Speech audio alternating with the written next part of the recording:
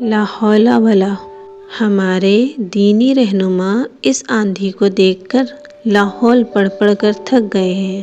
ہمارے دینی رہنماؤں کی عادت ہے کہ وہ دور جدید کی ناگوار باتوں پر غور نہیں فرماتے، وہ انہیں مسائل نہیں سمجھتے، وہ انہیں لا حول ولا سے زیادہ اہمیت دینے پر تیار نہیں۔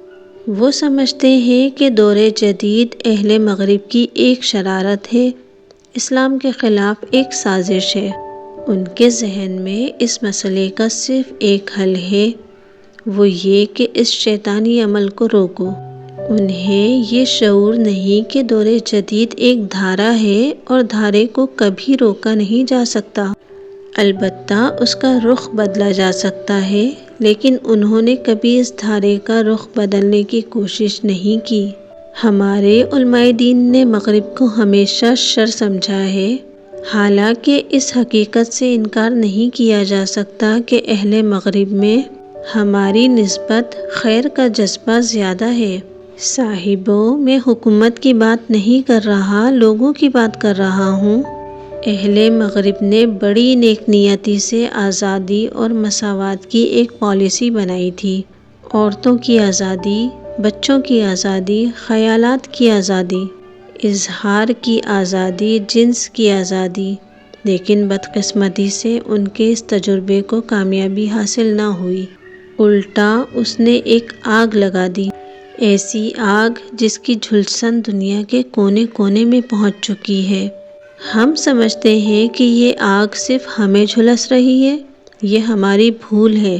یہ آگ سب سے زیادہ خود اہل مغرب کو جلا رہی ہے۔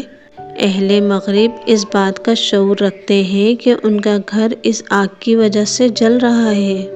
وہ اس پرابلم سے نمٹنے کے لیے آپس میں صلاح و مشورہ کر رہے ہیں، سوچ رہے ہیں، مائل بعمل ہیں۔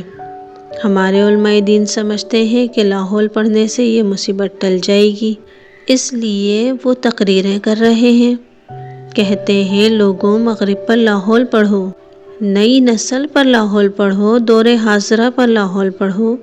وہ سمجھتے ہیں کہ ہر درد کی دوا ہے لا حول ولا قوت۔ کاش انہیں علم ہوتا کہ لاحول کا مطلب کیا ہے۔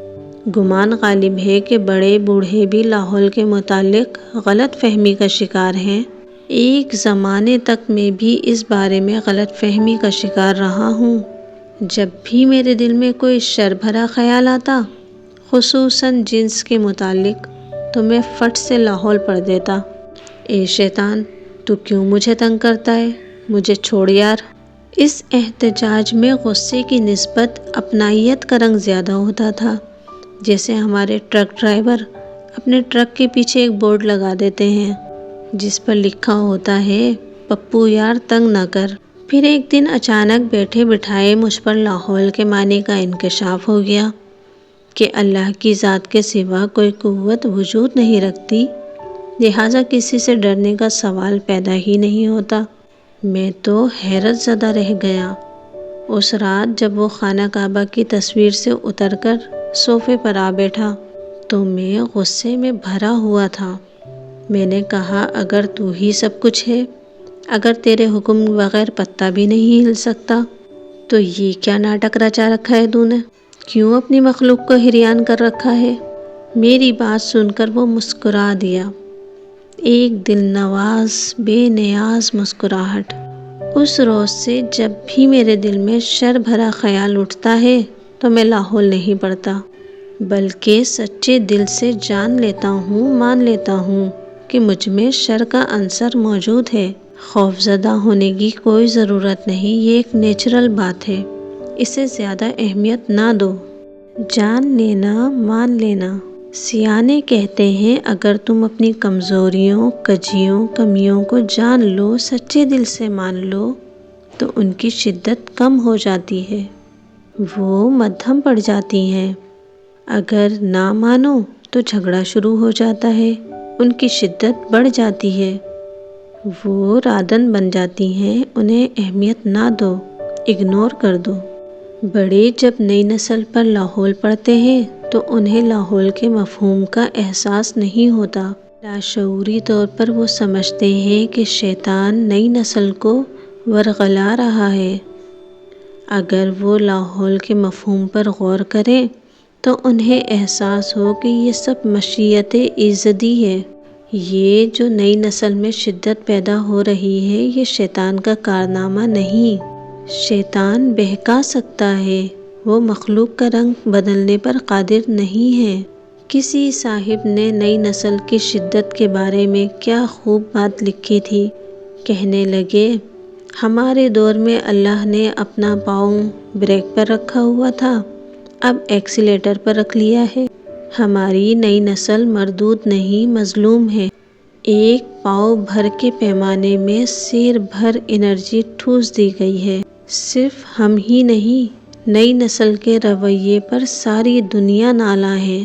ان میں شدت ہے، بلا کی شدت۔ جیسے پاؤ بھر کی بوتل میں سیر بھر انرجی ٹھوس دی گئی ہو، ان میں بلا کی بے چینی ہے، قیام سے محرومی، حرکت، مسلسل حرکت، جلدی اور جلدی، جلدی چلیں، جلدی پہنچیں، جلدی لوٹیں، جلدی جئیں، جلدی مریں۔ ان کی کوئی منزل نہیں، صرف جلدی، ان کا کوئی رخ نہیں، صرف حرکت۔ یہ شدت ان پر عائد کی گئی ہے۔ لگتا ہے جیسے پہلے اللہ تعالیٰ کا پاؤں بریک پر تھا، اب ایکسیلیٹر پر رکھ دیا گیا ہے۔ یہ کوئی نئی بات نہیں۔ تاریخ کائنات شاہد ہے کہ اللہ تعالیٰ ایسے تجربات اکثر کیا کرتا ہے۔ آپ نے اکثر دیکھا ہوگا کہ برسات میں چیونٹیوں کو پر لگ جاتے ہیں، پھر وہ پروانے بن جاتے ہیں، مسلسل حرکت، دیوانہ وار حرکت۔ نئی نسل کو دیکھ کر مجھے ایسے لگتا ہے جیسے چیونٹیوں کو پر لگا دیے گئے ہوں۔ اخباروں میں اکثر خبریں آتی ہیں کہ نوجوان جرم کی طرف مائل ہوتے جا رہے ہیں، موٹر سائیکل 120 میل کی رفتار پر چلاتے ہیں، تفریحاً چوریاں کرتے ہیں، ڈکیتیاں کرتے ہیں۔ مقصد لوٹ مار نہیں ہوتا، چوری نہیں ہوتی، ایڈونچر ہوتا ہے، صرف ایڈونچر۔ اس بات پر مجھے ایک کہانی یاد آ گئی جو میں نے 6ٹھی جماعت میں پڑھی تھی۔